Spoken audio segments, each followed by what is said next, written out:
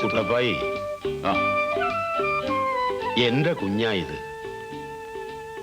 എന്നെങ്കിലും എന്റെ ആ തോട്ടത്തിന്റെ കേസ് എനിക്ക് അനുകൂലമായി വിധിച്ചാൽ താൻ ഈ വള്ളം എനിക്ക് തന്നെ തിരിച്ചു തരണം. കള്ളക്കളി കളിക്കല്ലേ? ഞാൻ കളിച്ചിട്ടൊന്നുമില്ല. എനിക്ക് 2 ജോക്കറുണ്ട്. നീ കൂടെ കുട്ടി 3. ജോക്കർ ക്യൂനല്ലേ? അല്ല, അടിച്ചു.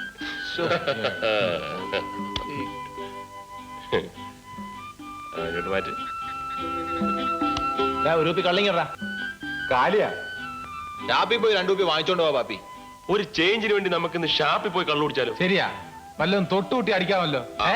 ഞാനും വരാം. പാപ്പി എവിടെ ഇരുന്നാ? വള്ളത്തിന് കാവലാന്നേ. കൂട്ടിച്ചിരുന്നോണം. അവസാനം മേരിക്കുട്ടി പറഞ്ഞു, ഇനി മേലാൽ എന്റെ പിറകെ നടന്ന അടിച്ച് നിന്റെ പല്ലിളക്കുന്നു. അത് ന്യായം. നോക്ക്,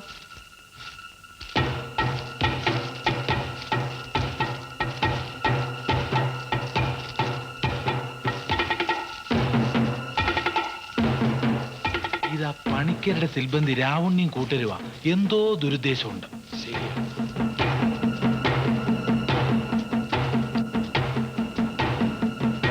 അല്ല രാവുണ്ണി, ഈ പന്തൊക്കെ ആയിട്ട് എങ്ങോട്ടാ?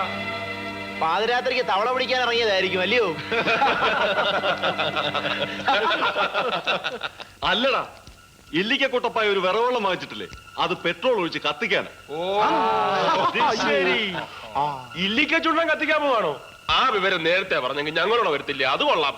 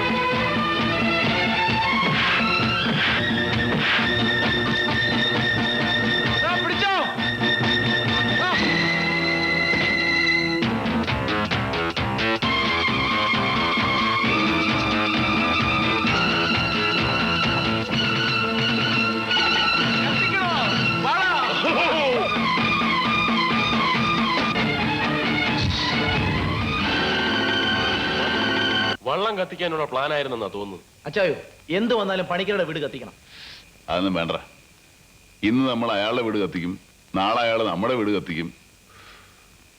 എന്റെ അഭിപ്രായത്തില് ഒരു ഭീഷണി നിലനിർത്തുന്നതാണ് നല്ലത്. അന്ന് നിങ്ങൾ പറഞ്ഞ പോലെ പ്രായിക്കരെ അപ്പേ വരുത്താം.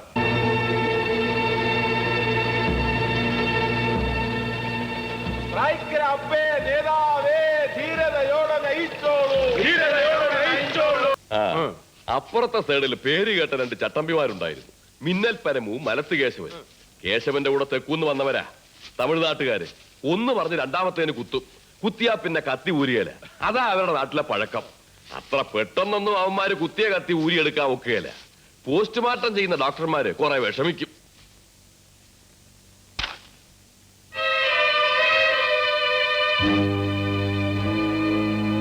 അപ്പൊ ഞാൻ എന്താ പറഞ്ഞുകൊണ്ടുവന്നത്? അന്ന് ഞാൻ ഒറ്റയ്ക്കാ. അവന്മാര് കാറിൽ നിന്ന് വന്നിറങ്ങിയതും ഞാൻ 4-5 നമ്പറുകൾ അങ്ങ് കാണിച്ചു. വടിവാള് വീശ്, കമ്പടി ആക്ഷൻ, 8-10 ചുവടുകള്, പിന്നെ കളരിപ്പയറ്റിലെ 3-4 മുറകള്. കേശവൻ ആദ്യം പിടി കിട്ടിയില്ല. പക്ഷെ പരമൂന്ന് കാര്യം മനസ്സിലായി. ഞാൻ തൊഴിൽ പഠിച്ചവരാണെന്ന്. പിന്നെ എന്താ ഉണ്ടായെന്നറിയോ?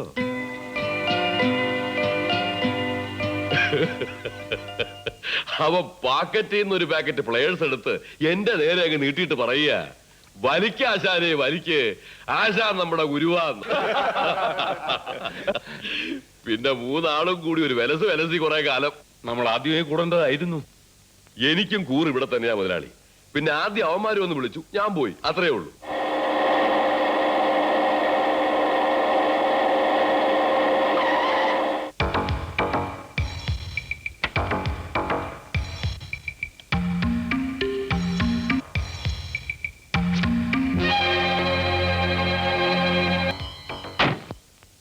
പണിക്കരെ ജയിച്ചെന്ന് തോന്നുന്നുണ്ടായിരിക്കും ഇല്ലയോ? ആ, ഒരു കൂലിച്ചട്ടമ്പിയുടെ സഹായമില്ലാതെ തനിക്കിവിടെ ജീവിക്കാൻ പറ്റുകയില്ലായിരിക്കും. പക്ഷെ കുട്ടപ്പായിക്ക് പറ്റും. അത് ഞാൻ കാണിച്ചു തരാം എല്ലാത്തിനും. പട്ടി കഴിവടവൻ ഇടാകത്താണ്.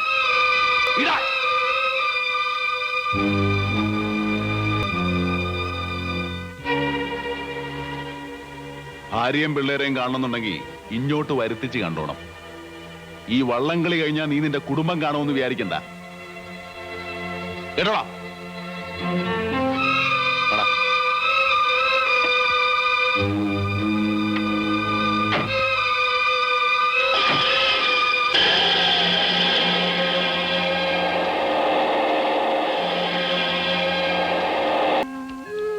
എടാ അല്ലേ, ഇത് കുഴയുന്ന ലക്ഷണമാണ്. നമുക്ക് അച്ചാനെ ഒന്ന് ഉപദേശിച്ച് നോക്കിയാലോ? വേണ്ട, ഞങ്ങളില്ല, നീ എന്ന് ഉപദേശിച്ചുണ്ടാ മതി.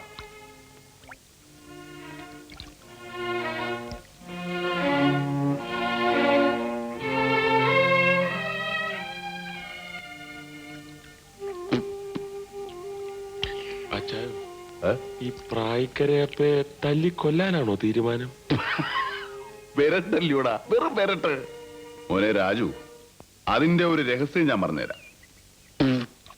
എത്ര കൊടികെട്ടിയ ചട്ടമ്പിയാണേലും ഒരുത്തൻ ചങ്കൂറ്റത്തോടെ മുമ്പേ വന്ന് നിന്ന് തട്ടിക്കളയോന്ന് പറഞ്ഞാ ഒന്ന് വരളും. അതാ.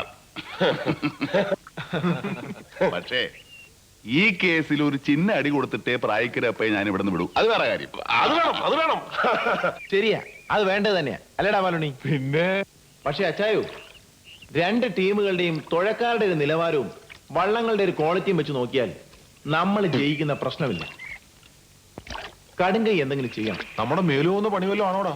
ആ, ചിലപ്പോ നൊന്നിരിക്കും. അയ്യോ, ആ അച്ചായോ, അച്ചായന് ഇതിലൂടായിരുന്നാ മാത്രം മതി. ബാക്കി കാര്യം ഞങ്ങൾ ഏറ്റു. എന്ത് പിന്നല്ലോ ആട്ട് വാ കേറ്.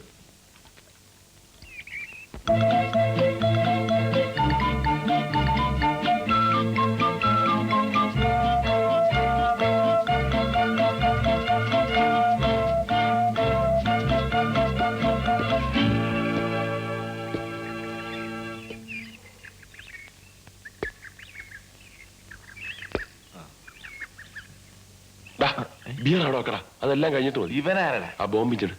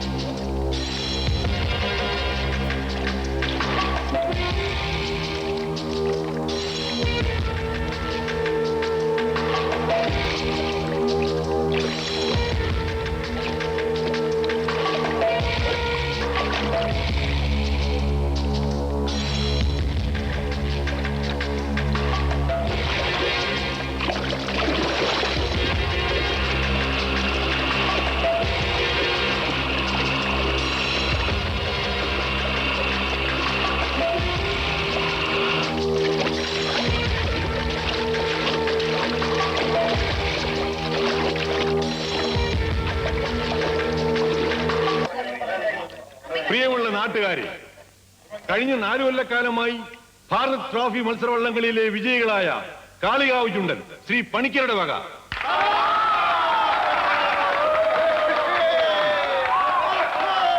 ഈ പ്രദേശത്തെ പൗരമുഖ്യനും പ്രമുഖ കുടുംബക്കാരനുമായ ശ്രീമാൻ രപ്പായി മുതലാളിയും ബിസിനസ്സുകാരനും പൊതുക്കാര്യ പ്രസക്തനുമായ അദ്ദേഹത്തിന്റെ മകൻ കുട്ടപ്പായി എന്ന് വിളിക്കപ്പെടുന്ന ER ഫ്രാൻസിസും ചേർന്ന് ആദ്യമായി നീറ്റിലിറക്കുന്ന പുത്തൻ വള്ളം ഇല്ലിക്കൽ ചുണ്ടൻ.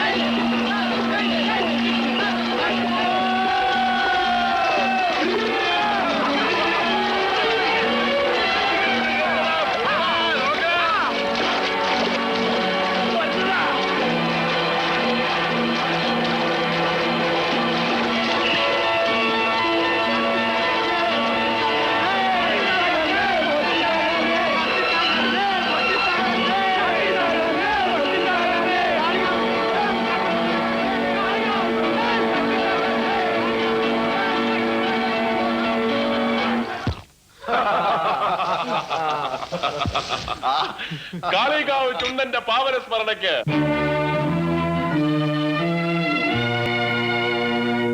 പ്രായിക്കര അപ്പയുടെ പാവന സ്മരണയ്ക്ക്